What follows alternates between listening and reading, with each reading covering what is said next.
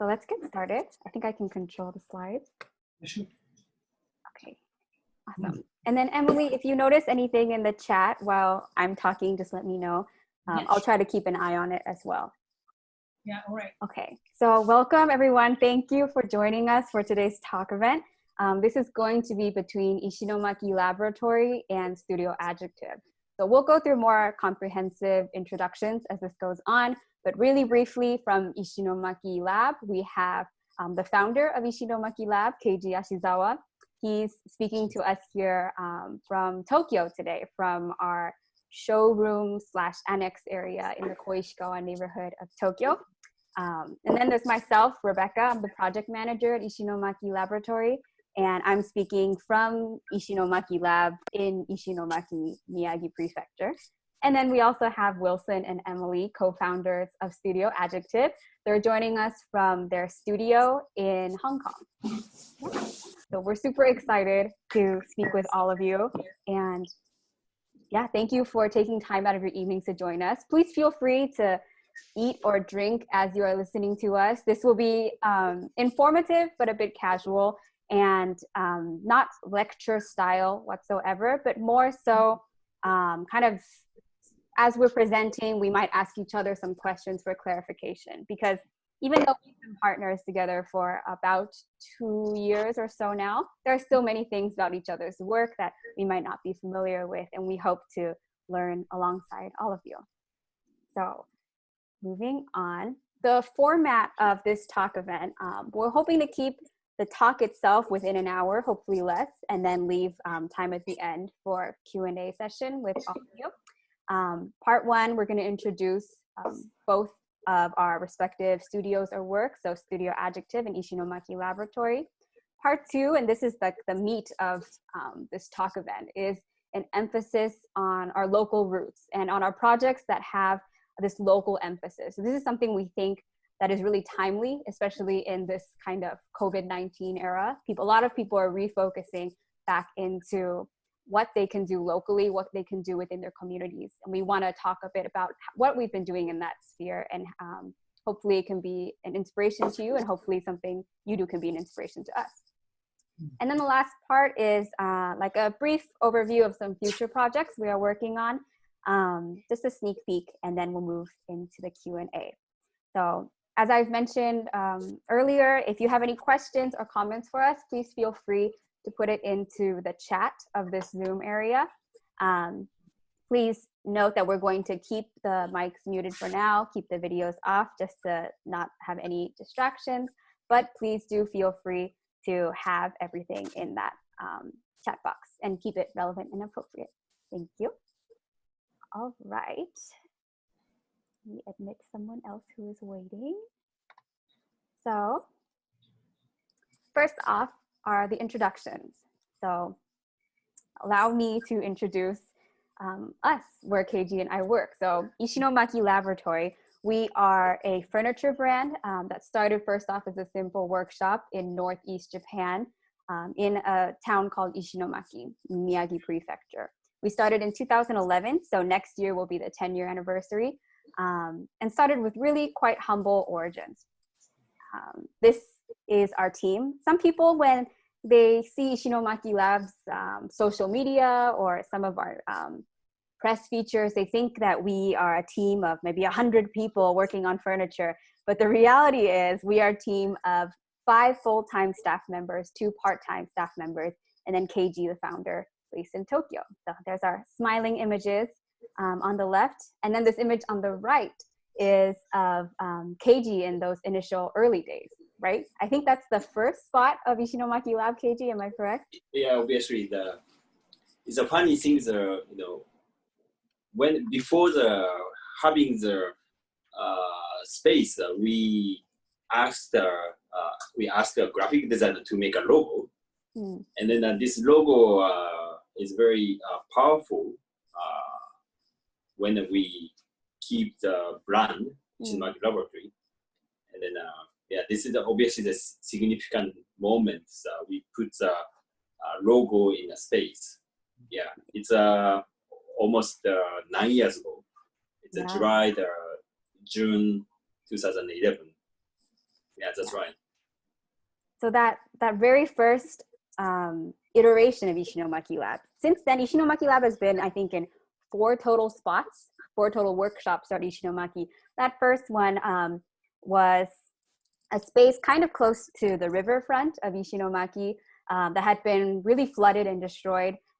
But the owner said, I think the owner said, like, if we help clean the space, we can use it. Is that what it was?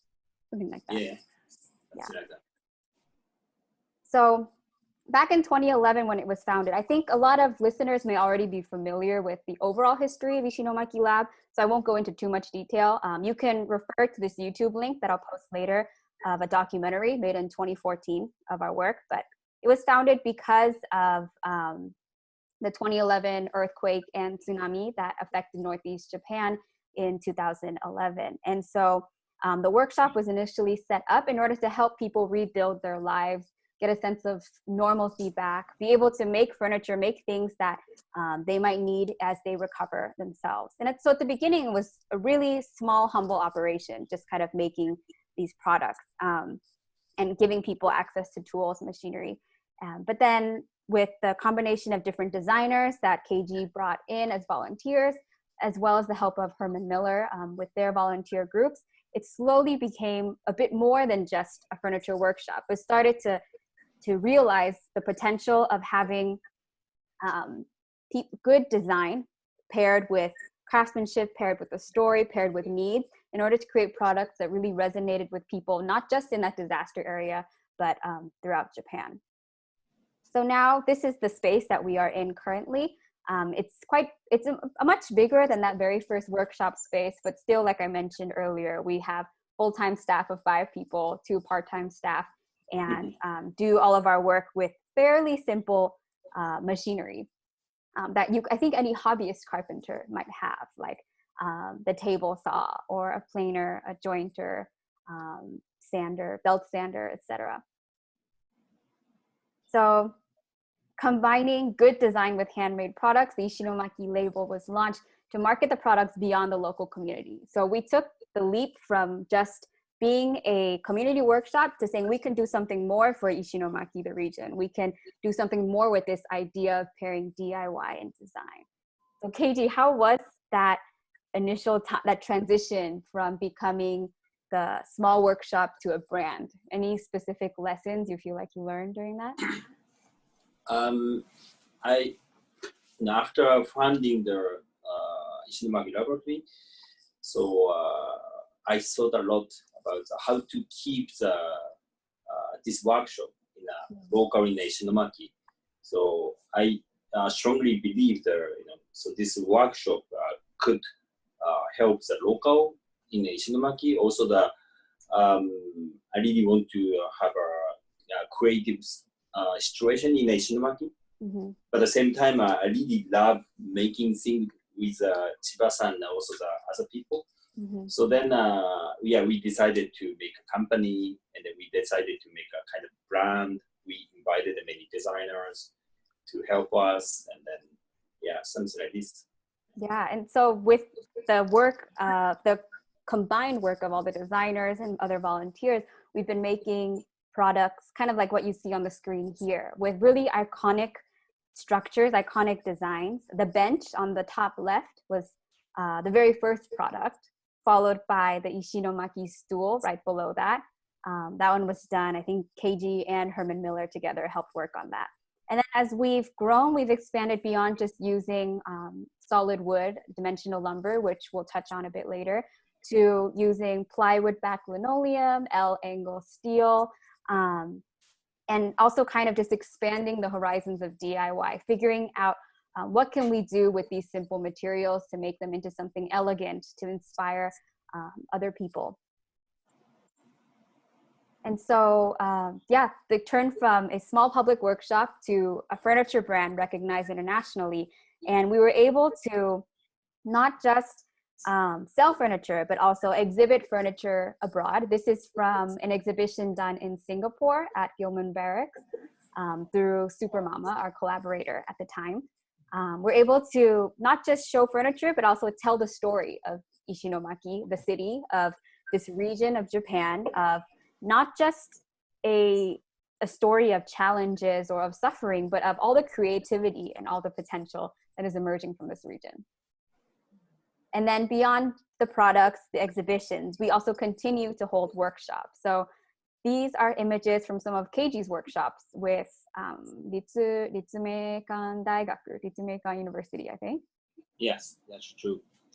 Yeah, obviously I noticed so Ishinomaki Laboratory's method, such as simple timber workshop, can help to understand the materiality for design student, the architecture student. But at the same time,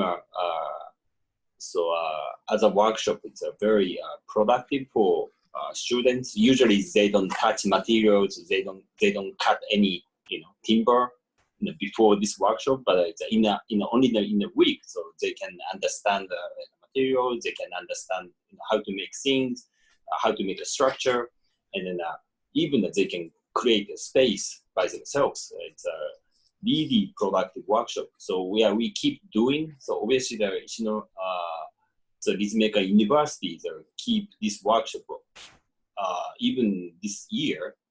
This in this kind of situation. So we decided to keep doing. Yeah, we'll touch more on the topic of workshops as we move further along in this. Okay. Yeah.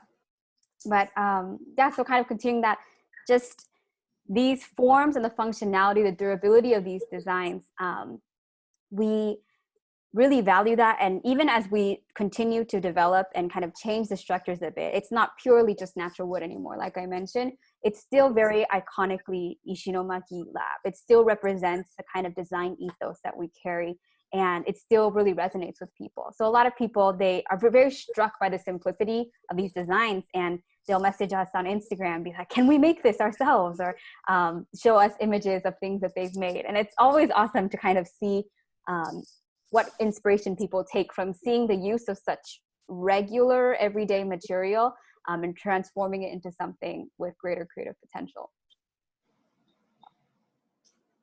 So these are some of the designers that we've worked with over the years. Some of the newer designers might not be included in this list yet, but even though at the beginning it was primarily Japanese designers, it's expanded through Keiji's wide network to include people from Singapore, from the UK, and from Hong Kong. So that's Studio Adjective. I'm going to pass the talk along to them now for their introduction.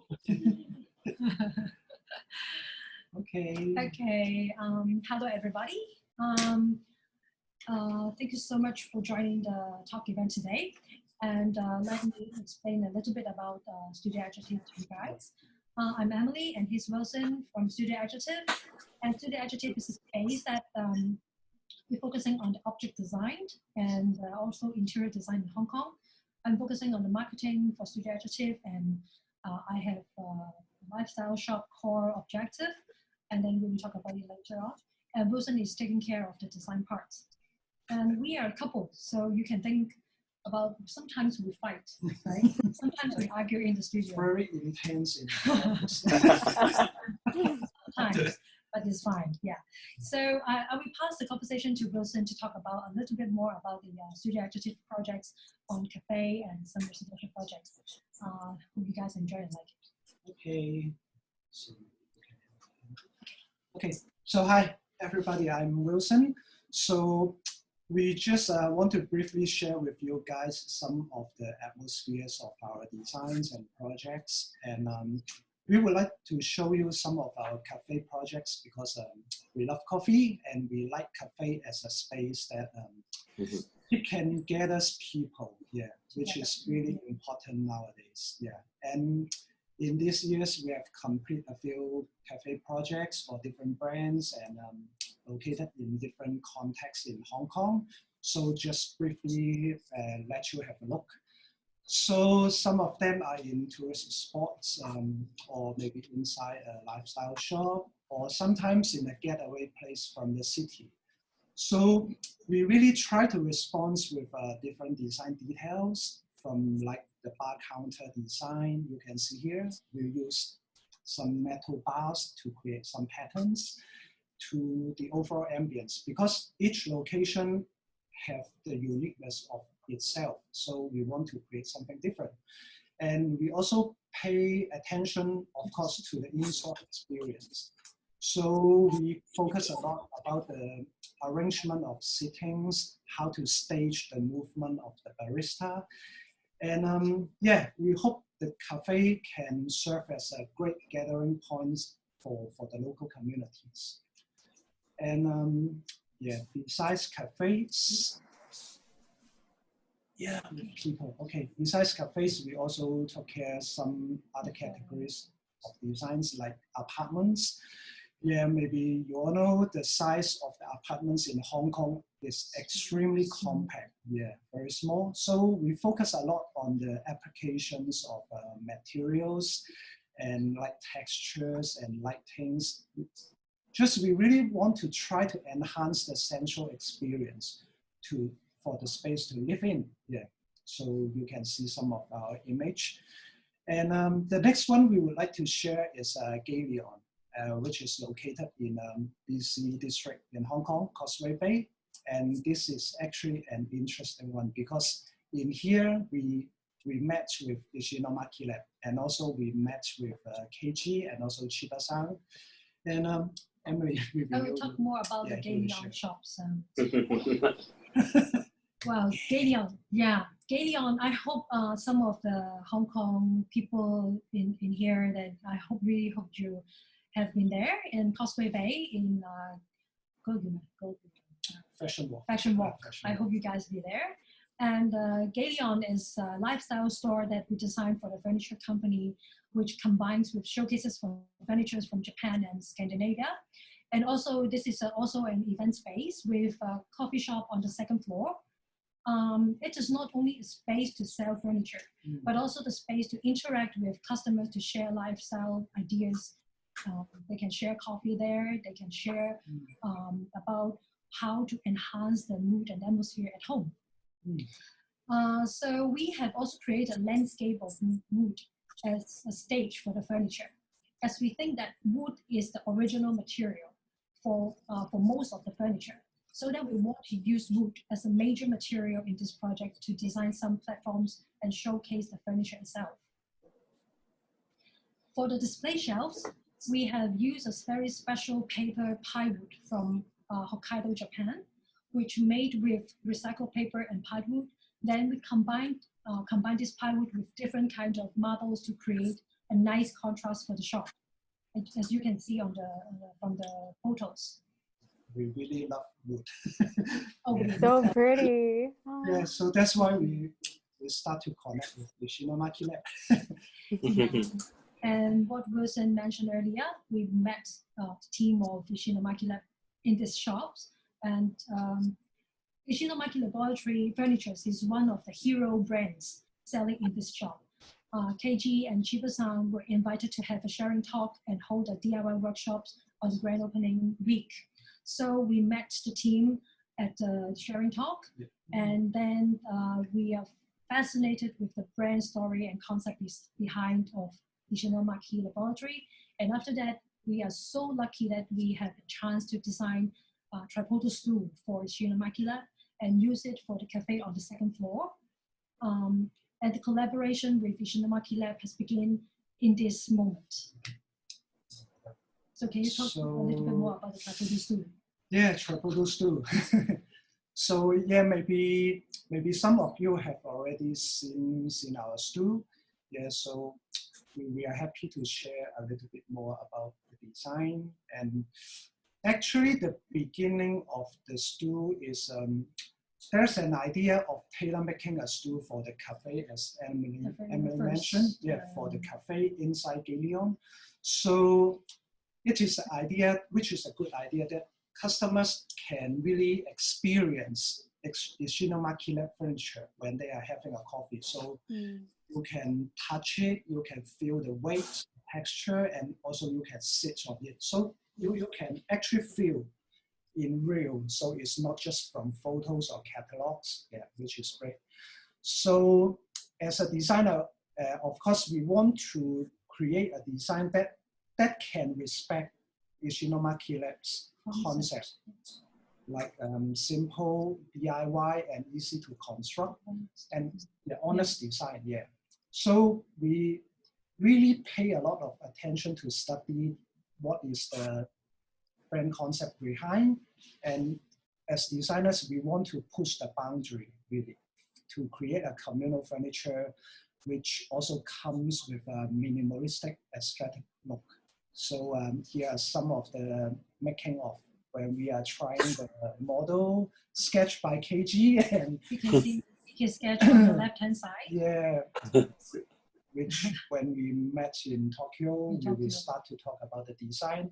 And actually the leg for the front leg, it was a straight leg. But when we keep testing the structure, we decided to have the leg slanted with 7 degrees because it will give a lot extra stability for the three-legged stool. Because it's quite difficult to have a three-legged stool with the front leg facing towards the front, but with 2 legs at the back. So it's somehow quite hard to balance, but with the legs slanted a bit, it helps a lot. So, and also we have created a gap in between the 2 cedar planks on the sitting area. So actually the gap can become the handle when you want to carry the stool around. So you just grab it and you can carry the stool to wherever you want. And also the gap can also be served as a power cord place. So if it can be like a bedside table, so you can put a lamp or charge your iPhone with it. So it's multifunction. Interesting. Yeah, and we really thank the factory and also Shibasa to help us explore the structure of the stool, because you can see it's a very simple T structure in the front, but we are not adding extra supports to hold the T structure. So actually this is quite challenging, but finally we figure it out. So we can maintain the simple outlook of the stool. And one of the challenge designing the stool is to really take deep consideration about the dimensions of the cedar pieces. And Rebekah and Keiji, do you mind to share a little bit more about the consideration of using the specific dimensional numbers of Ishinomaki furniture through us? Yeah, so with the dimensional lumber, I think for those of you who know Ishinomaki Lab and are familiar with our work, you know we refer to 2x2, 2x4, 2x6, that kind of timber all the time. So we use dimensional lumber, normally red cedar, Western red cedar, because one, it's easy to obtain kind of wherever you are. If you go to your local home center here in Japan, Home Depot in the US, there are equivalents all over the world. That's usually the standard measurement by which you can obtain pieces of wood. And then in 2011, after the earthquake and tsunami, I think it was, we had received a donation of Western red cedar that came in dimensional lumber size. And that's why we started using that specific type of wood as well as that specific sizing of wood. So this is a sketch that Keiji has made to kind of show the type of material we use and how it's reflected in our actual furniture. So Keiji, you want to talk about why you pick 2x6 and 2x2 pieces for this design? Yeah, at the time, obviously they're easy to get this type of the number, but also the what's the question? Sorry. Like why did you choose 2x6 and 2x2? I remember I think 2x6 was chosen because it's wider, so you can actually like put your bottom on it and sit down. Yeah. Something like that. Obviously there, so Ishinomaki, this is the Ishinomaki stool. So this designed for the kind of a step stool for the temporary house. But at the same time, I really want to design the stool for the workshop, for young people, for everybody. So I just focus on the thinking that easily to make this stool. So actually, I remember the first mock-up made by me, even under my desk in my studio. So, but also that I imagined, at that time, so Ishinomaki is a very difficult situation. So that's why I use a, ground floor as a kind of a, workshop space. So then, so every I don't know, probably so Rebecca can explain. 要は床でこのスツールが作れるようにしたかったんで、だからこうひっくり返してこの石巻スツールがこう組み立てられるようになっていて、で、まあこのスツールの待って。Let me explain that part. So, in using the ground as the work surface, Keiji mentioned how so when you assemble Ishinomaki stool, it's actually done upside down. So you're able to use the ground as your flat work surface and then put the 2x6 pieces down and from there assemble the other part. Yeah. So because it's not so easy to find a table to make. So then, probably ground floor is the best flat surface, to make this stool. Yeah. But at the same time, it's, I try to make it lighter because the step stools people really want to move. So that's why I use a 2x2.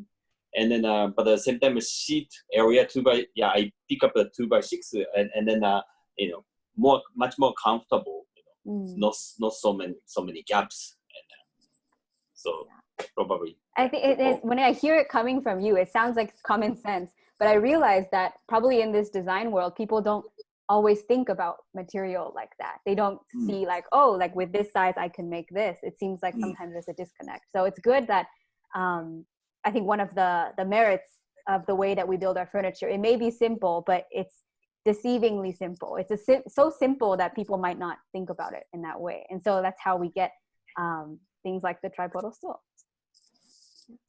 Yeah, so you can see here is the cafe space on second floor of Gideon, so where tripodal stool is being used. And also there's another design from Ishinomaki Lab and by Keiji, it's the ST desk.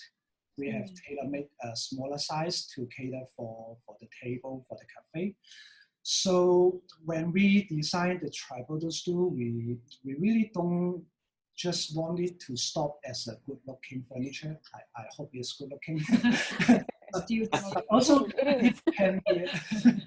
but also it can be a really casual communal furniture. So it can be carried around the neighborhood and can be shared easily. So people just relax and sit on it and gather. I think it is very much like the original concept and spirit of Ishinomaki Lab that we really want to bring on with the design that we have. Yeah, that's really true.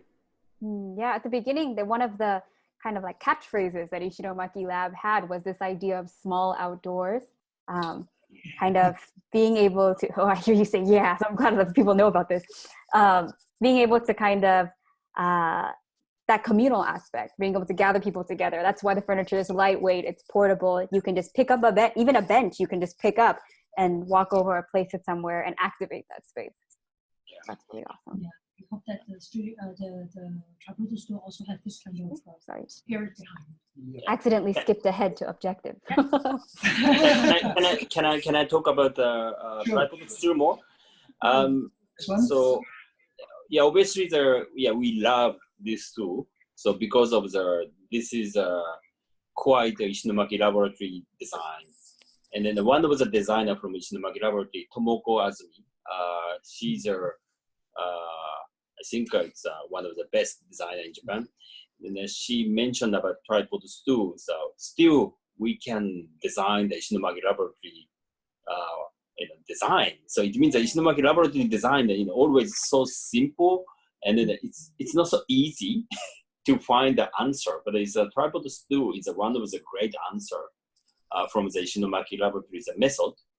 And then easy to make, very simple, lightweight, and then also the lovely, iconic, every aspect we want that is a tripod stool have. So we love it. Yeah, congratulations. Anyway. And now they're all shy. Shy. Okay, go on. Sorry. So yeah, We, objective. Yeah, you want to talk about a little bit about objective is our lifestyle shop. We opened in 2019 last year, and then we are finding some, especially finding some homeware products and furniture products that have a story behind. And we are very happy that we can be the exclusive distributor for Ishinomaki Lab furniture in Hong Kong. And then we really hope that our shop can provide some little bit about the lifestyle and then what I and Wilson, we love to our customers, and then we can share a little bit about our design perspective to our customers in Hong Kong. So yeah, please go to the website and have a look at Ishinomaki Lab furniture if you're in Hong Kong. So just feel free to call us. Advertising moment. I like how you showcase other Japanese brands as well as, I think, is it Australian, the stoneware? Yes. The stoneware, yeah. And that's, I feel like through you, Emily, I get to know a bit more about Australia because you went to university there, right? Yeah. We actually have, oh, sorry, go ahead. And we have we especially find very, have a story and a very touching storytelling products in Australia, especially some vases that is that also his architect that he made the vase by himself in a very small place by himself. So we love that kind of beautiful story behind. Then we want to bring it back to Hong Kong. Awesome. I'm going to flip back real quick to a picture of the tripodal stool because there is a question for you from Nancy. She says, really love the design of the stool. Interested to know how the connections work, especially the front leg. How is it attached between the horizontal? Confidential. Good questions. Good question from Nancy. Yeah, but it's only screws. Like there's nothing fancy. But it's, yeah. So, if you buy one, you'll see. Absolutely. Yeah, I think maybe I can try to explain a little bit. Yeah. So yeah, Keiji, please correct me if I just say it wrong. I have the model on hand. Oh yeah. Yeah. Actually, we have the real one, but too heavy. So actually, when these three pieces of wood are joining together, is actually not very possible to just directly screw it in this way. So actually the procedure of the construction is we first try to assemble this sitting part with the leg first from the side with the screw. And then here's another plate, sitting plate. So when we put together, we use another 2 screws to screw diagonally from the bottom. So maybe I show you the real thing so you can see here. Just really quick.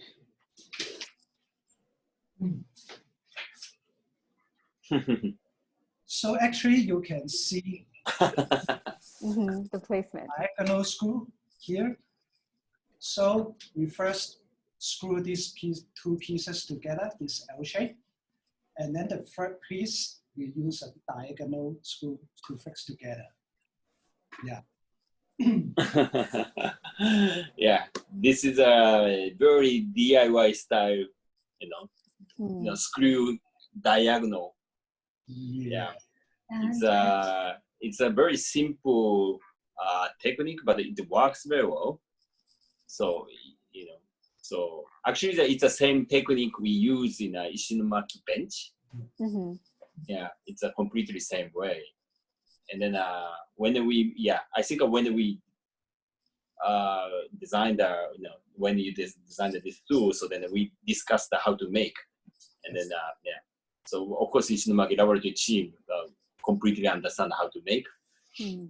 Yeah, but obviously it's the most important process for us, you know, how to make it a stable stool, right? Because the 3 legs sometimes it's not so stable. You know, it's but I think it's a process we do. It's very quite interesting. It's very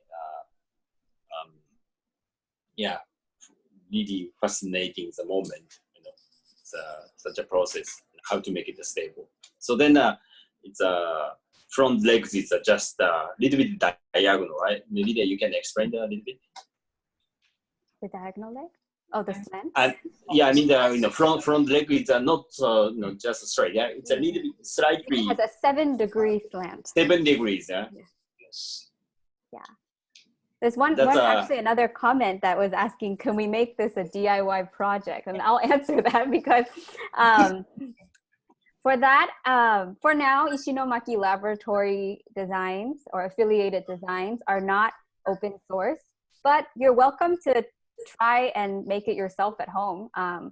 While we would kindly ask that you do not make it for sale, for making a profit, out of respect to the designers that we work with, definitely be inspired by what you see in our product catalog, by what our workshops cover. And back in the beginning of Ishinomaki Lab, it was also about, you know, helping people to build up these skills with their own hands. So if you see an idea that you think is super interesting and you want to try it out, then yeah, try it out. Go to the local home center and buy some wood and screws and a drill and see what you can do. But for now, it's not an official DIY open source project. So maybe how about we go to the second part first and we come back again about the leg. Yes, we'll come back to the leg. Okay, so part 2, this is the part we're really excited about everything, but this part specifically, talking about local roots and what local means for us both. So from Ishinomaki Lab, we'll talk a bit about some of the community projects here in Japan, as well as our Made in Local initiative. And then Studio Adjective, we'll talk about design for local. So for Ishinomaki Lab, I like to sum it up as people, place, and product. So when people think about the word local, usually you associate that with like a geographic location, a place. But for us, local is not just about a physical place, but it's about the people that live in that place, the people that are going about their daily lives in that place. And it's about what kind of products that they use in their daily life, what kind of products resonate with the local community, and then kind of people, product, place all together, create something that's really beautiful and unique about each local area. Local for us is, as I've written here, a starting point close to home for inspiration, innovation, collaboration, creativity. So inspiration, innovation, when you think about local, it comes kind of like with the dimensional lumber. It kind of comes with its own conditions or considerations, sometimes even constraints, maybe. You may view it that way.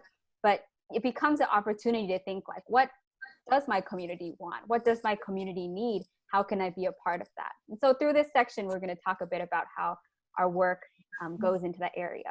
So in this slide, the first 3 photos, the top one is of a place here in Ishinomaki called the Commonship area. And that's kind of like an outdoor, almost food truck style gathering place where people get together, and Ishinomaki Laboratory has contributed a lot of furniture to that space through workshops. The second photo is from Open Furniture Project. I'll talk about that in a moment. And then the last one is from the launch of our Made in Local Manila project with our partners in Manila Jar and Kei Konsenko. So we'll delve into that in a bit as well.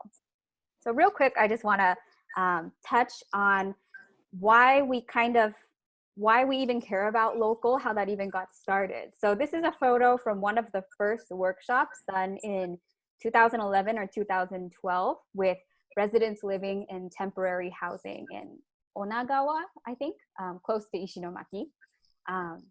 So Keiji, I think I need to ask you, because I wasn't there in 2011, I was still in the US. Why was it important to get local people involved in those workshops?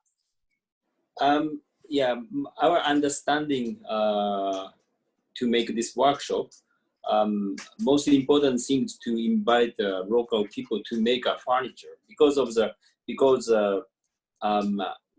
you know, we really want to share the idea to make something in a temporary housing. Obviously, the temporary housing is a very difficult house to survive. But we could imagine that, when people have some skill to have a DIY idea, the DIY concept or DIY skills, so they can renovate their home. So then this workshop is a kind of good example for the residents in the temporary housing people. So then, but at the same time, this is also the I really want to contribute to make spaces nicer in a temporary house. So yeah, something like this. Maybe you can add some. No, that was perfect. Like, because that's it's a compliment? the segue that I don't be so happy that I give you compliments. So the next one, basically building off of what Keiji said, that's exactly why we continue with workshops and involvement in the local community, because it's about kind of like bringing people together, letting them use their own hands to build something that they can be proud of. And so these photos here are from workshops done with students from the University of Michigan. They've been coming every summer since 2017 or 16.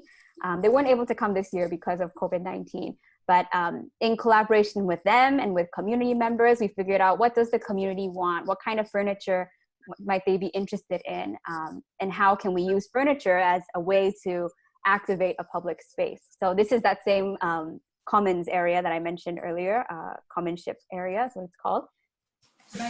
Rebecca, yeah. for questions. Yeah. What is the clock? Is that the clock saying 18 up there? Oh! What was that? We always get asked this question. So the bottom photo, that's of Ishinomaki Lab, our workshop.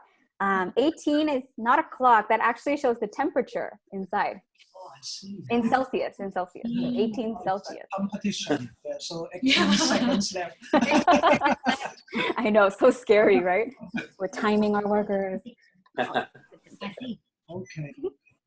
But yeah, we always get asked that question, especially when people come for tours. And so another kind of workshop that we continue to do is building benches with the community sometimes for the spaces that need it. That's the top photo with Chiba-san, the co-founder of Ishinomaki Lab.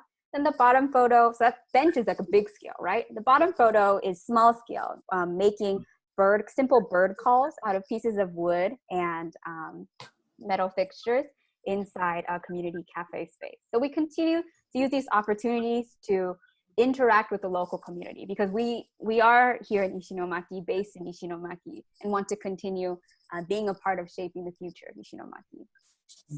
And then this one, this is from a project that we've engaged with in Tokyo, in Minato Ward, with a local organization called Shibaura House, and as well as with Torafu Architects, the designer of our AA stool and other iconic products. Open Furniture is a project that uses furniture in order to activate public spaces in Minato Ward. The Minato area tends to be a bit industrial. There's this canal, but nobody really uses the space along the canal very much. So in this project, in this first iteration of the project in 2018, it was about using furniture to activate that canal space, have the mobile cafe. And now, I'm not sure anymore with COVID, but before COVID, every Friday, they would take out the furniture, put it there, and let people freely use it. And then last year, we did a workshop together with community members, as well as people all across Tokyo. Whoever wanted to could join, to make customized Ishinomaki benches for local restaurants and other organizations. So like this specific restaurant in the bottom, it's a Thai restaurant near Shibaura House, and their floor is slightly slanted. So you might not be able to tell, but the legs of the benches are actually different lengths in order to accommodate that. So we went around to different sites first to ask what kind of seating needs might you have, or what might an extra bench be able to help do for your restaurant, your community center, and how can we customize it to suit the need instead of like a one-size-fits-all solution. So through these, you're not able to just interact with the local community, but you bring other people in to interact with the local community together. And then besides community projects, we also have Made in Local. So Made in Local is a project where we collaborate with international makers to share about our craft. We license our designs to them, and they use the skills of local craftsmen, locally available materials in order to make versions of our products for the local market. Right now, it's officially in 4 different areas. Started off in London, Keiji will talk about that a little bit, and then expanded to Manila, Berlin, and Detroit. And we're also working currently on 2 other projects in India and Scandinavia. Hopefully we can properly announce those in the coming months. But yeah, for the start of Made in Local, it was through a series of different occasions, but I think it was 2014 maybe, Keiji, when that started. Yeah. SCP from London, founder is Sheridan. We discussed with about how to make a business each other well, and then at first we shipped our furniture to London, but always have problems.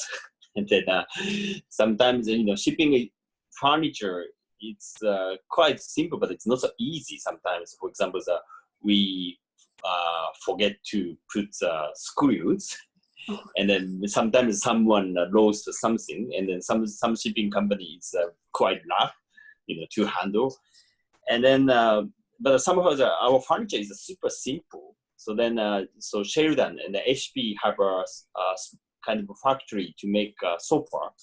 So their skill probably is enough to make our furniture. So then we decided to make Ishinomaki Laboratory in London. That's a start of the Made in Local project in London. Also the Made in Local project as itself. Yeah. So from that logistics problem, we were able to create this initiative that we're really proud of, and has been able to involve people from all around the world, be able to share our designs, our story, the connection to our brand even wider. So here are some photos from Manila, London, Berlin, and Detroit. And it's always so interesting to see the way that different types of wood are used, or the way that the products express themselves differently in these countries, thanks to the partners.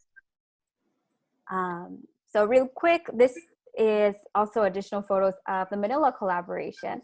And what we find very special about that one is that our partners there, Lamana, they are not just making our products, but they're also actively promoting workshops, just like what we do here, so that people can DIY the furniture themselves, understand as they're putting together a stool why we use this kind of lumber, like why it comes together in such a way, as well as showing off our products in collaborative exhibitions with other creatives in the Manila area. And then just as a quick pitch, they recently have started producing the Tripodal Stool. They're our first Made in Local partner to do so, and they've been making it with Southeast Asian teak as well as European larch. So the one you see on your screen here is with Southeast Asian teak, and it looks like a tiger to me. Like it's just so cool to see the way that the grain of the wood shows up. Yeah, very different from red cedar, a lot heavier than red cedar, but it brings a different kind of flavor to our collaboration. And then I'll just explain this real quick. So inspired by Made in Local, we also have a collaboration here in Japan with Karimoku, which is one of Japan's, or maybe is Japan's largest wood and furniture maker. And so they're using different kinds of hardwoods, mostly domestic Japanese oak, in order to make different iterations of our products, kind of a little more slimmer, streamlined versions that suit interiors maybe better than exteriors, I would say. Like for our furniture, because a lot of it's not treated, it's just natural wood, you can use indoor or outdoor. For these ones, they look really good indoor. And it started from the idea of wanting to be able to use native Japanese wood more. And we hope that as we continue to grow this, incorporate old designs, new designs, we can also work together with areas that source local wood more, and come up with some really interesting collaborations. Yeah. Okay. So Right. Yeah, so Okay. yeah, maybe we can also share. So maybe we can share a little bit more about what we designed for locals. So you talk first, right? Yeah. Okay. Yeah, I think I can quickly share a bit about the ideas about local. Yeah, because we always think about what is the definition of Hong Kong design. Yeah, because it is actually quite not very familiar to people and that is not in Hong Kong. So we are thinking how we can participate and do something that can really present our roots in our project. So as you know, the image of Hong Kong is really constantly changing, and we are obviously getting a lot more attentions, which is a good thing. Yeah, but we also hope that this same attention can also be drawn in the design from Hong Kong. Yeah. So start from a few years ago, we saw that there is a fading of local craftsmanship and craftsmen, and we are thinking it's quite a shame, and we want to really bring back some of the very traditional techniques, what they do, handmade works, craftsmanship into the design project. So I want to share with you some of my old projects, not from Studio Adjective, but where the source comes from. Yeah. So the first one I would like to share is a restaurant project I did before, and we want to pay tribute to the very traditional metal motif design in old Hong Kong days. So it is very commonly seen on building facades and door gates, which is actually quite beautiful. Yeah. So in the restaurant, we have decided a really huge motif structure hanging in the center of the space. So eventually, it also becomes the structure of the kitchen inside the restaurant. So yeah, it's in 2014. So we start to think about if we can collaborate with local blacksmiths and work together to restore the very authentic patterns and dimensions of the metal motifs, because it's not something that we can just fake or mimic or just to recreate it. We need the experienced guy to help. So yeah, this is the progress and inside their workshop, which is really intense. Yeah, and this is the photo which they are doing the metalworks on site. It's like a movie scene. Yeah. So, and we also incorporate with some neon light details, which highlight some keywords about the brand and also the context. Yeah, so we hope this can tell a story about the neighborhood. And the next one is a much smaller scale object. It's actually a stool. We were invited by a local magazine, and they asked us if you can reinterpret the very iconic piece of furniture from Hong Kong, which is a folding stool that is very common in public areas like marketplace or even in living space or in movie. People use it as a weapon. Yeah. Hong Kong people knows lots about the folding stool or not. Yeah. So very signature piece. Yeah, so we are thinking beside a stool, we can also make it to be an object that is multifunction, and yeah, so some drawings, and this is our idea. So we try to incorporate if this can be a device to hold magazine, a glass of water, plants, or even you can store your iPad inside. So, and you can read with it.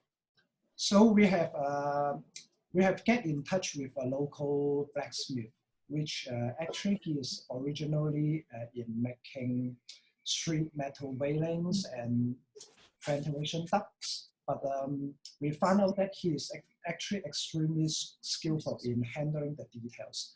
So we proposed a collaboration, and he is very, very happy about it, because it's something that is very new to him.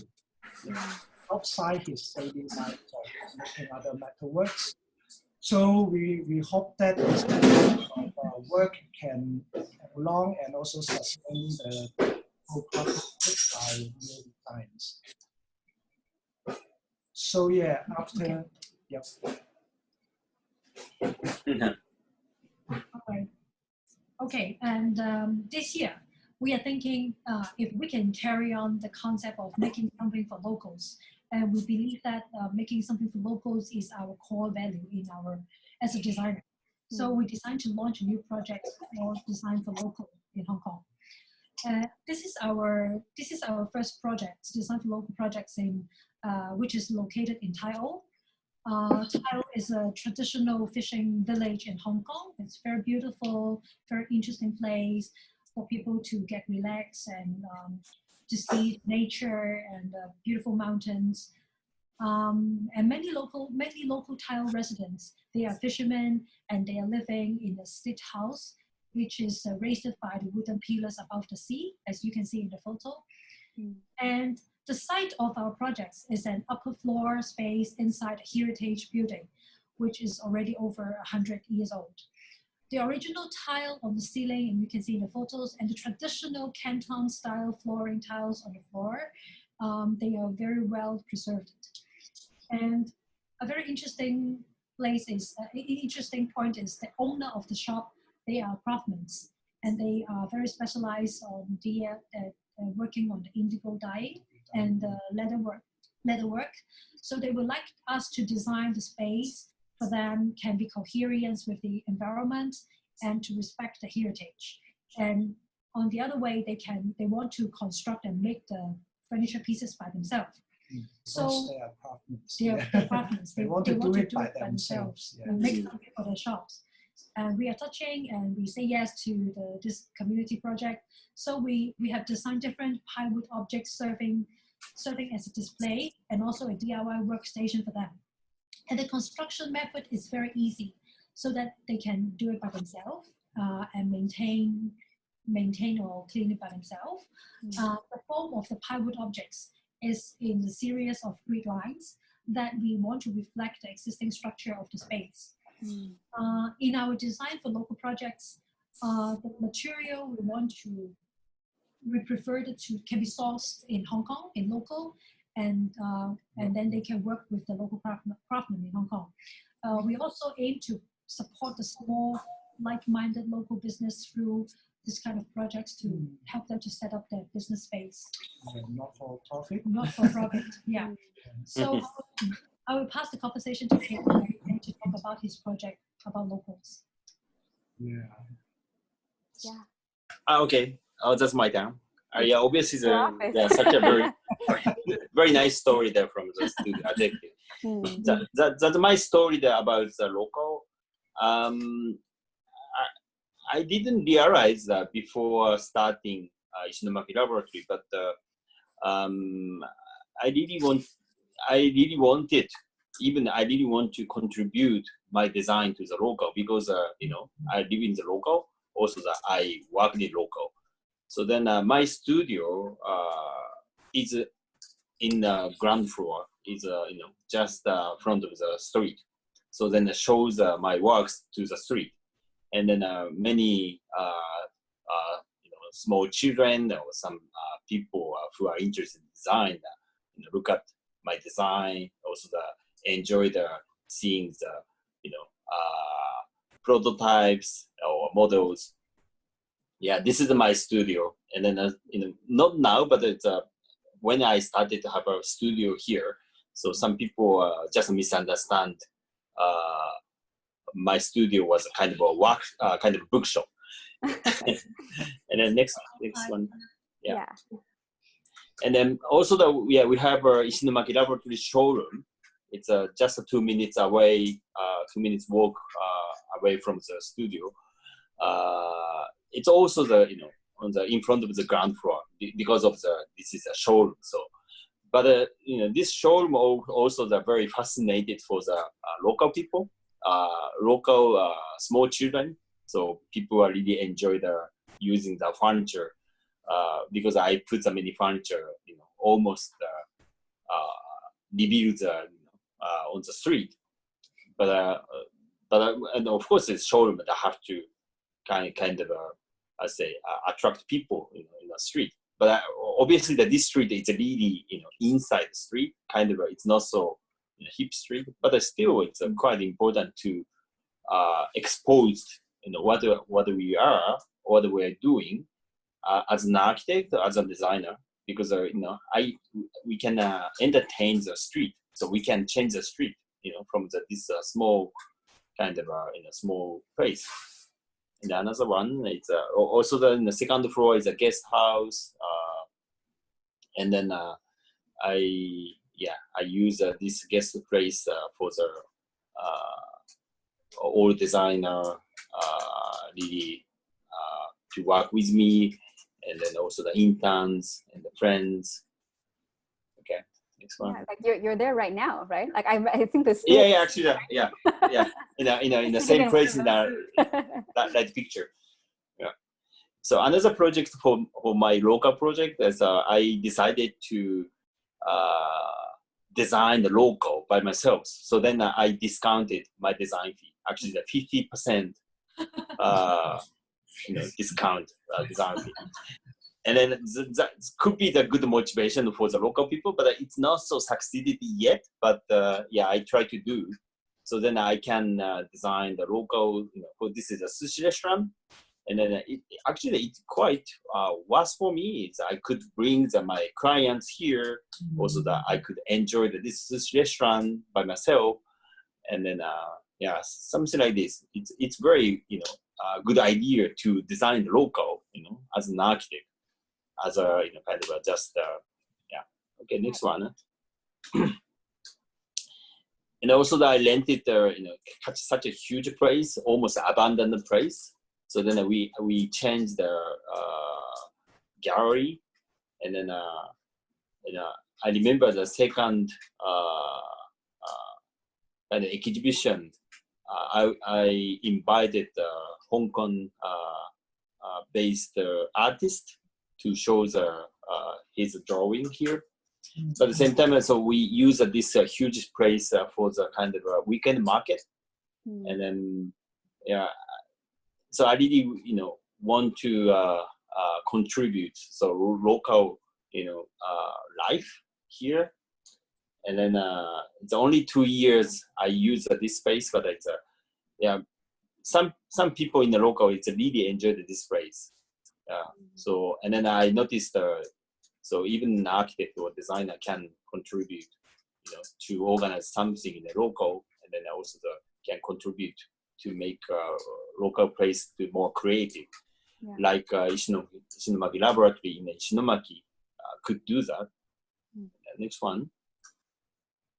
And then this is it's not local, but it's only 10 minutes drive from my studio. So one real estate agent found this amazing Japanese house, and then talked to me, and then I was really impressed. This old Japanese house, almost 100 years ago, and then I asked a real estate agent when they found kind of a customer to. So he or she want to use this place, any situation, just introduce me. And then because I really want to keep this house, and then some clients don't understand the value of this house. So then and then so actually they found a restaurant owner, but the restaurant owner already have 3 or 4 restaurants, but they never hired a designer. So it means that it's not so easy to communicate with him, with the restaurant owner's family. But somehow that we can manage the such a situation, and then now we could design a beautiful restaurant. So the name of the Kufuku restaurant, and then next time when you come, you can manage to come to Japan. Please visit this place. It's reasonable, it's beautiful, and then space is amazing. Is it that's my local place, project. 2 stories, Keiji? 2 stories, yes. 2 stories. Yeah, and then so I really want to say so architect and designer obviously they have a responsible to contribute to the local because they can do. They have kind of capacity, capable to do something. And then, but actually, I learned a lot from the Ishinomaki Laboratory that I do. But yeah, today's one of today's topic about local. So I really want to share with my story and also the Studio Adjective story. That's good, huh? Yeah. Awesome. Okay, that's all. So the last part of our talk, I'm sorry we are over time. We knew it would run long. It was inevitable. It was going to happen. Thank you for sticking around so long. We will wrap this up very soon and then Q&A. So please think about if you have any questions or additional comments for us, and feel free to already put them in the chat or put them in later. So upcoming projects, and kind of continuing with this idea of local, we'd like to share more about Ishinomaki Home Base. And you might have seen on our social media, Facebook, Instagram, some initial video or photos of the space. But here in this talk, you will exclusively see some more recent photos that I took earlier this week, actually. So, da-da-dan, drum roll, please. Ishinomaki Home Base. So we are so excited for this. We're not 100% sure when we will finally grand open everything. It's a very gradual process, and we are doing a lot of the internal components, the interior of the guest rooms, all the furniture by ourselves, in the kitchen even by ourselves. So it is taking time, but we're putting it together with a lot of love and sweat and tears and all the good stuff. So Ishinomaki Home Base is a hybrid space that blends showroom, hotel, cafe, and event rental under one roof. It's a way to have people experience our products in different contexts, to engage with local artisans, ours and others, and the other Ishinomaki community members in what we hope can be your home away from home, a home base for you. And this is especially important to us because the 10-year anniversary of the disaster, the earthquake and tsunami, is coming up. So we don't want people to forget about that. We don't want you to dwell on that either, but continue to see the ways that this part of Japan is growing, is developing, and ways that it has always been and will continue to be creative and have a lot of potential here locally and globally. So the design of the building is by Keiji's Design Studio. And so Keiji, you want to talk a bit about the design? Yeah, Ishinomaki Home Base was a really simple wooden structure. It's a kind of a concept of, it's almost same concept of the Ishinomaki Laboratory. So we have a kind of a big open space in the ground floor, and the second floor we have 4 guest rooms and 1 shared kitchen. So obviously now it's a Ishinomaki Laboratory team is a setting, so then a picture is not perfect situation, but when you come to Tokyo, when you come to Ishinomaki, so we welcome you in a perfect situation.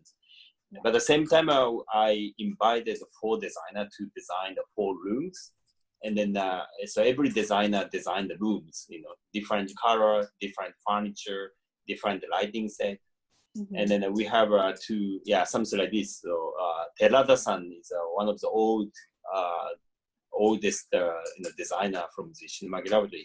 He designed the lighting for the room, and then also the Fujimori-san, so he designed the Endai bench for the temporary housing. So he designed a very beautiful sofa, but you can sleep there. And then also so he renews the Endai bench to make more kind of sophisticated. And every room a really high ceiling, is very open air, and then share bathroom is also the quite simple, countable. I think I recommend you to stay there 1 week or something. To work here, or to make something with the Ishinomaki Laboratory team. And then to communicate with Rebekah and Chiba-san, it's like a Ishinomaki Laboratory team. And then, but I can say the best place to stay in Ishinomaki, obviously.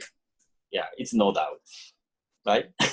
I think so. I'm definitely biased, but I think this is definitely the facility with the most design considerations, not just Keiji and his studio, but like he mentioned, the 4 designers that have each designed one individual guest room. So the rendering you see here is of Taiji Fujimori's guest room, Naoki Terada has a guest room, Torafu Architects has a guest room, and Drill Design has a guest room. And you might recognize these names because you already know these designers or because you're familiar with our products, because Torafu Architects, they designed the AA stool, the AA series, the bird kit, Drill Design, the shoe shelf, the tombo hanger, the tissue weight. Terada-san's design, you might not be as familiar with, but you might be familiar if you're here in Japan with Interoffice, a lot of contract furniture, as well as Knoll Japan.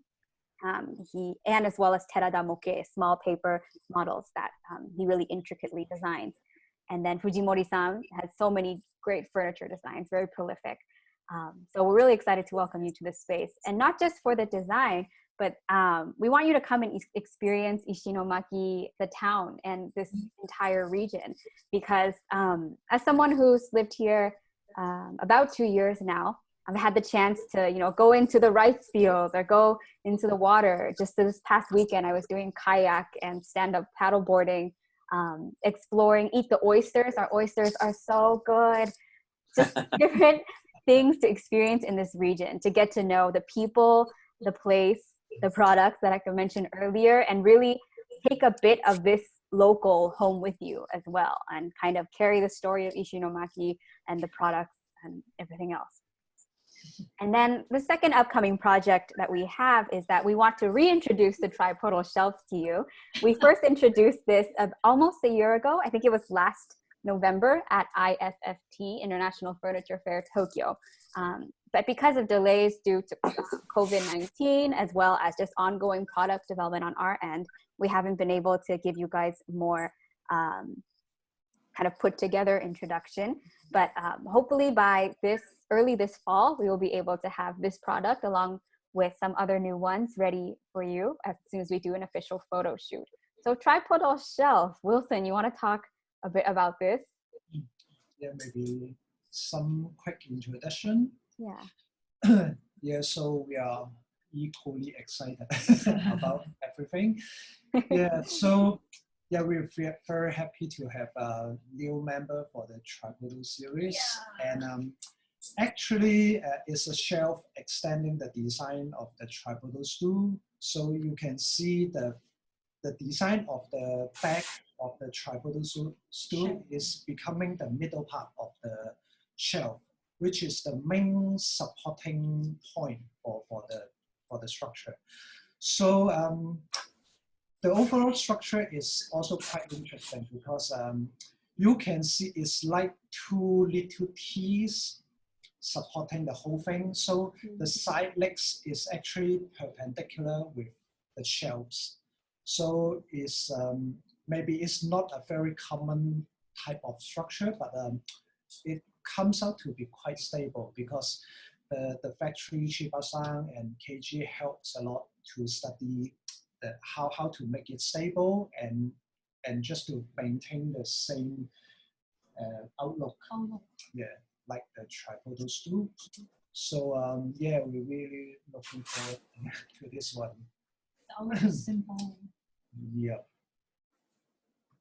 And actually the legs can also become the book stand for the books. So you don't need to purchase any more book stand, just the shelf. It's fine. Yeah, I think that's it. We have a question. Really? How did you resist the urge to slant the legs just as a design element? So like, why did we end up, we had a lot of discussion about this. Why did we end up deciding on a straight leg instead of slanted leg? Okay, so, okay, I can't. Let's try to get away. Okay, so actually we did a mock-up with the straight leg, but we found that the stability is really not enough because when you sit on the stool, with eventually the legs is a little bit outward, so the base of the stool is actually too small. If if the leg is not slanted, it's straight. So the outcome is not stable. So we look at some structures and we tried some mock-ups, and we found that if we have the front leg a little bit slanted, so actually the overall base, the dimension has become widened, and when you sit on it, actually the base becomes stronger with a wider base. So, and then we finally decide, why don't we keep the free leg stool but with the front leg slanted, and also it will becomes quite a signature icon. Yeah, it becomes a signature outlook. Yeah, detail. Wilson, the question, you did a great job explaining the stool. I think the question was about the shelf. Why? So the shelf right now we have straight legs on the shelf. Why? I think your first design had like a slant too, right, for the leg? Yeah. So why did we go from the slant leg to straight leg on the shelf? Yeah, if I can, answer. Oh yeah. But KG, do you remember why? Do you want to go ahead? Because of course that we made the prototypes, and then we don't have to, right? It's a straight legs, so we don't have to slant it. So, and then and then as a designer, so we don't have to repeat kind of a copy from the stool, right? So then, obviously the straight legs is much more simple, to make. Also the, I think shelves have to be super simple, because we don't have to show the shelf. It's more like we have to show the things in the shelf. So at the time, the straight legs and the straight line, it's more appropriate,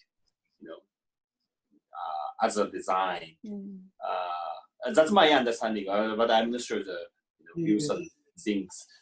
That's true, because I think for us, the essence of the design for Tripodal series is the is the free leg structure. So it can be slanted or not slanted, or both slanted or all slanted. So I think it's the design based on how we can play around with the structure, starting by free legs. But of course, if you are making a very stable shelf, which is a lot longer than a stool, you may not be able to make it free leg, because eventually it becomes non-stable with all the books and all the weights on the shelf.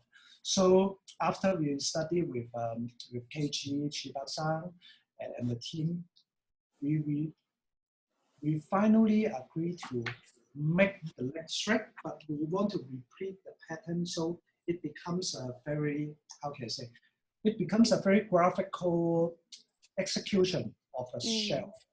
Yeah, with the tripodal concept. Yeah.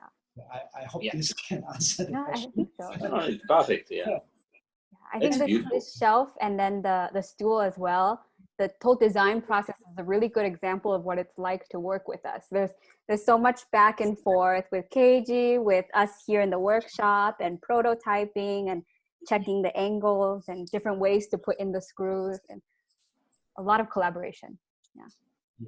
And I really love the photo on the left-hand side, because on the top shot for the tripodal shelf, actually you can see, we still can see the elements of tripodal stool.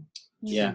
And we also keep the, how to say, the back here. So we still can see a lot of elements from tripodal stool, and you can also see the elements from tripodal shelf. So it's beautiful. And, I think it's a beautiful transformation, from a stool design to a shelf design. It makes me wonder, like, what's going to be next of the series. Right? But obviously, also the structure, it's very honest. It's quite. We cannot cut anything actually.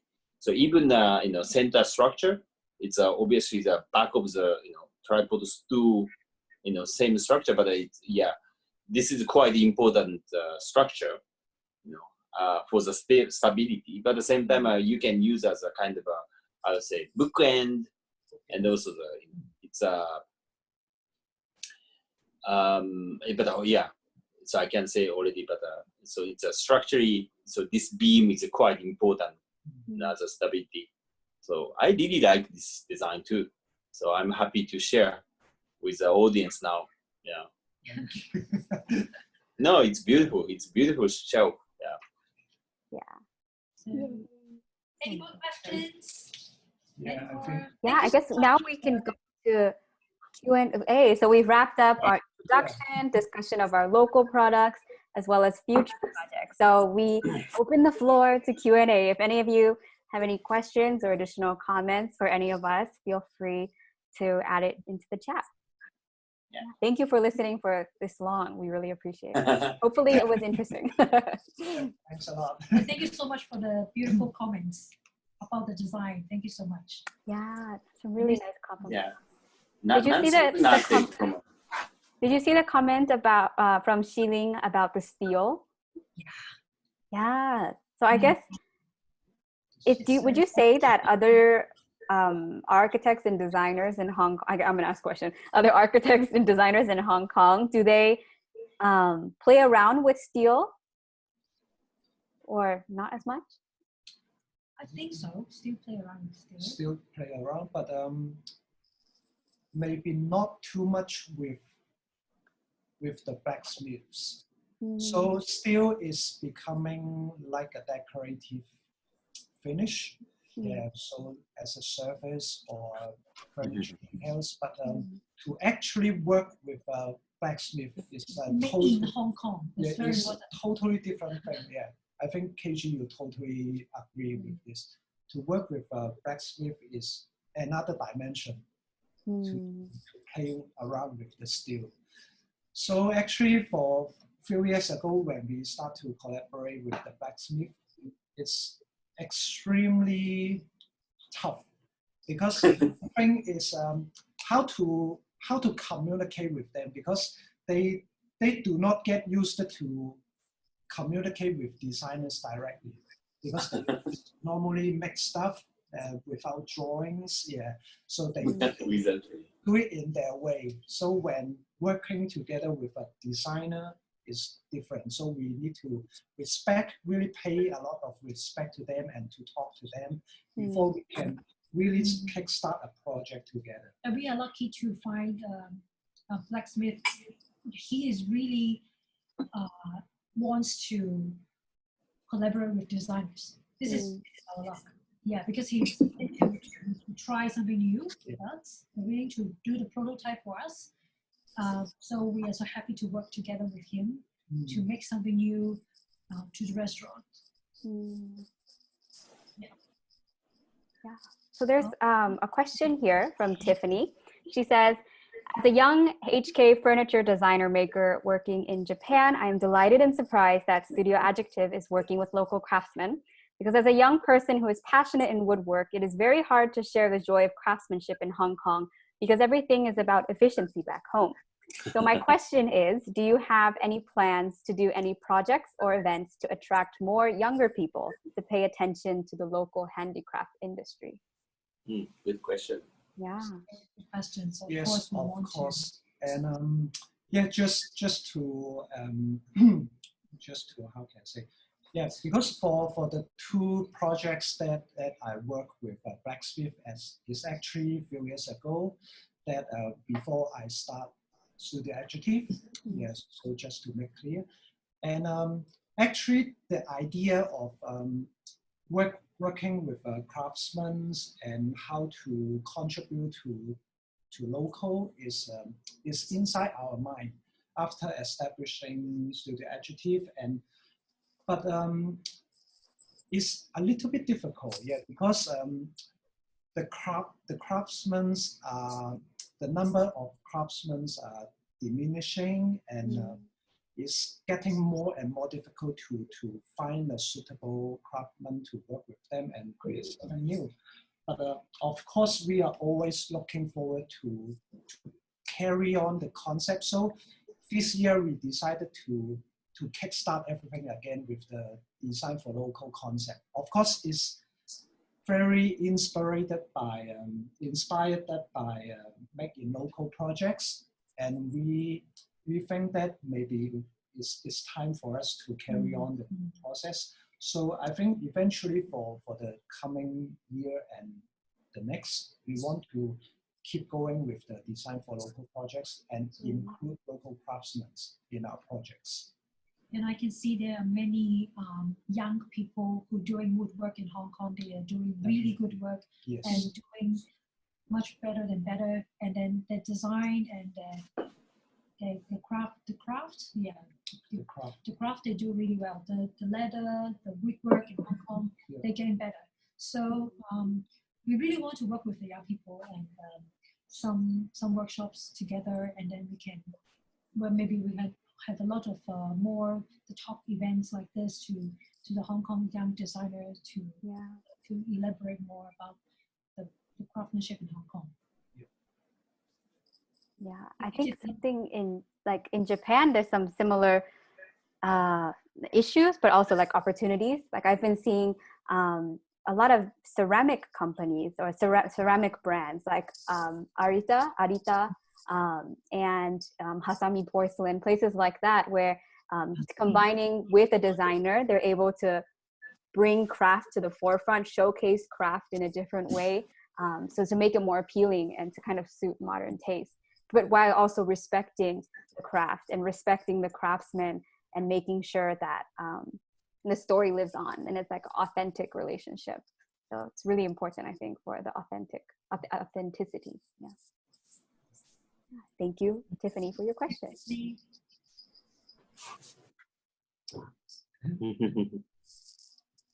Okay, so any more questions? I really wish you guys to enjoy the talk today. Oh, when are the questions coming?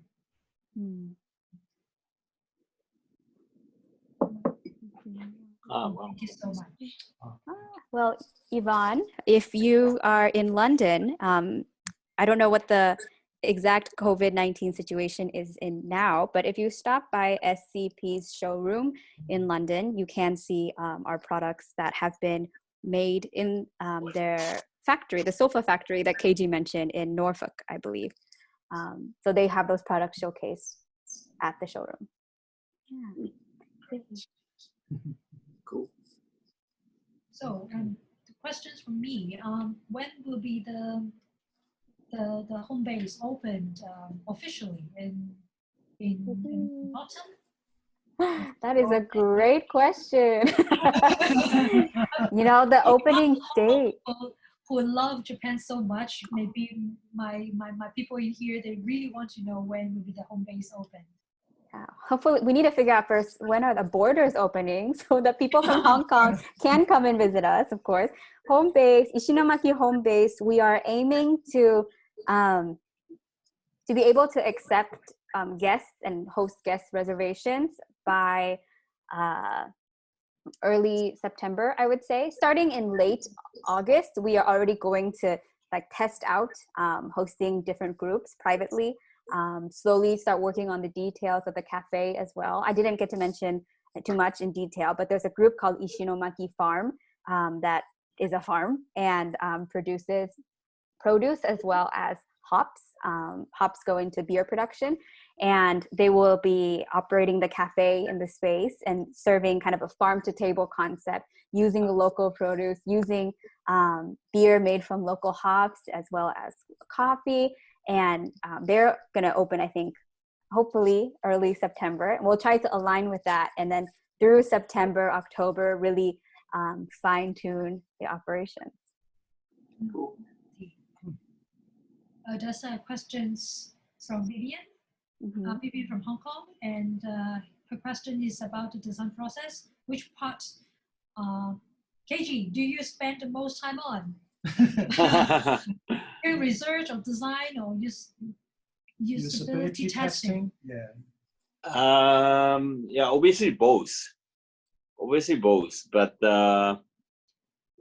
know, Ishinomaki Laboratory furniture have to be very easily to make by our factory. So then it means you know, we always try to make, you know, as long as we notice that it's a good design that we made as a prototype. So then we will test, you know, in many ways. So it's an impression from the Ishinomaki Laboratory people, impression from designer, and then yeah, that's it's a good thing that we always communicate with a real product, not only the 3D, not only the drawings. So, and then the process sometimes is quite so fast, So like a Tripodal Stool is a really fast, I think, a process. I think it takes around 6 months or something. Yeah. Right. And then, so because we have a project ahead, right? It's a coffee shop. So then we have to test it in many ways. Yeah. But sometimes it takes one year, like a tripod shelf. Yeah. But yeah, we did everything. But at the same time, now it's becoming more and more difficult to find a good designer from Ishinomaki Laboratory. It means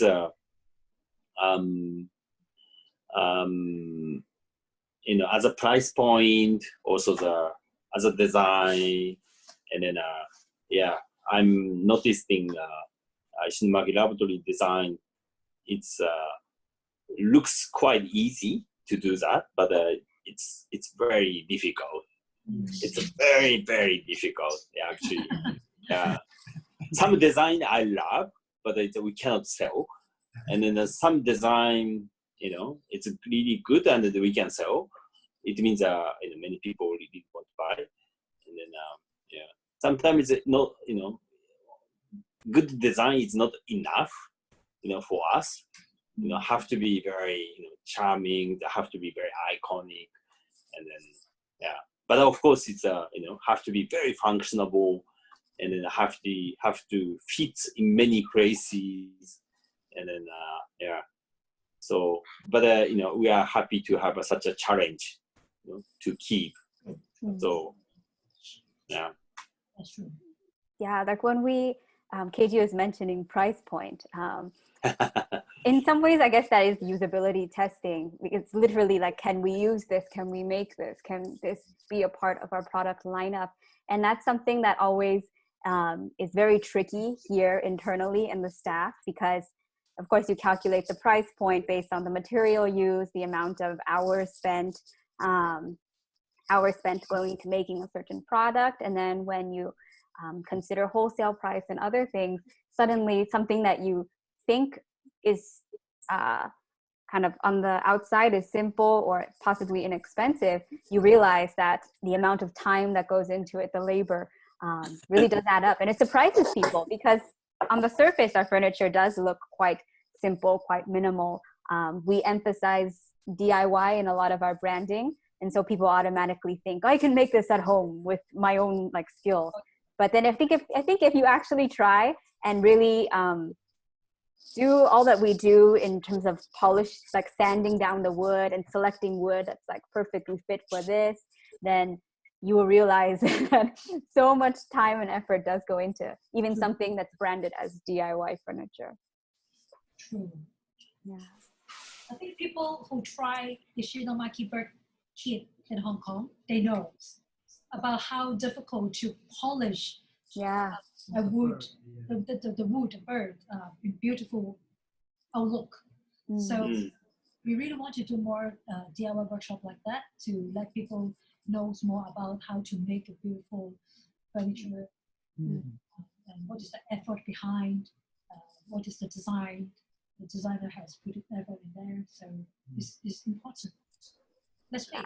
Yeah, and there's that feeling of satisfaction too, especially with something small like a bird kit. You put it together, you're like, oh, that's how the pieces fit. And then when you sand or you color it and it all comes together, then you're like, I made this. This is my product. This contains my identity, and very satisfying thing to do. Yeah. Any other questions? Otherwise, we will wrap up soon. Yeah. Oh, it came. Okay. I think this is for us.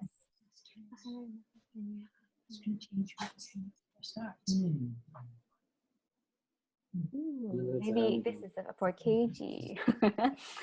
What was a highlight in the past 10 years for Ishinomaki Lab? And has the industry changed much since we first started? If so, have we had to change the way we work in any way? Yeah, I think I can say that two things that we have highlighted. So, from a volunteer works to business is the biggest change. And then so then we change the business so then we can be the very sustainable workshop, so we can keep working and then we can get money to survive. Yeah. So another thing is probably made in local project. It's very kind of a highlight. So because the made in local project have many aspects. It's sustainable, also the promote the concept of the Ishinomaki Laboratory, and then I can say the two things. It's a highlight in the past 10 years. So if you can add something, Rebekah, what do you think? I've only been here 2 of the 10 years. But you know that everything. I guess I've absorbed the history. But I would agree, because I work specifically handling a lot of the international business communications, and I also manage the Made in Local project. So for me, Made in Local is a huge highlight, getting to see the different ways that our partners in different countries interact with the brand, and the different parts of our story that they resonate with, that they think is really valuable and important. So it's great to see how they've tweaked some parts of the brand to suit their local context. Oh, yes. Thank you, Nancy. And I think even just changes in the last 2 years, something like when I started working at this company, our number of Instagram followers even was below 4,000, and now we're over 10,000. So like the number, it's not just me, it's everyone working together. Thank you, Kate, for tagging us in your post. As he gets more famous, so do we. But seeing the amount of exposure that Ishinomaki Lab has gained over the years, that people recognize and continue to recognize the value of a brand and a story that is so rich and has so many opportunities and potential left, is really valuable. Because even though it may seem like at some point we will run out of designs, because maybe there is a limit to what you can do with 2x2, 2x4 dimensional lumber. With something like Tripodal Stool, Tripodal Shelf, you realize that there is no limit. Even if the material seems static or seems like, because it does not change, it is going to end somewhere. Like people themselves, designers themselves, have kind of unlimited potential. So I'm really happy to see things continue to evolve, things continue to innovate through the inspiration. And I know that, in the next 10 years, 20 years, there will continue to be really interesting ideas that come out of Ishinomaki Lab. Yeah. I'm not just saying that because I work here. I'm actually Please. I'm happy to keep you. Thank you very much. True. Thank you. You need to take me to the sushi place, please. I have not been to the sushi place yet. I request a sushi visit. Can I choose? Yes, and Studio Adjective. We're all going together. Of course. Maybe we will wrap up. If anyone has any additional questions for us, let's see, where's that last slide? Feel free to reach out to us on social media or via email. I'll post down here in the chat as well. Olivier-san also wants to go to the sushi place. He will join us. Yeah, cute. We're just going to take over Sushi Mizukami and invade Koishikawa as a wonderful group. And Jar as well. Wonderful. You might need to have like a schedule and you put us in for like 1 hour time slot. Okay. Yeah. So if any of you continue to have questions, do send us an email or direct message on social media. We'll be happy to answer. Thank you guys for joining for this slightly longer than expected talk. And we hope that you were able to get something out of it. And we look forward to interacting with you guys more in the future. Thank you to everyone all over the world who joined. We really appreciate it. Thank you so much. Thank you. Thank you. Thank you. Bye bye. Thank you guys. Bye. Bye.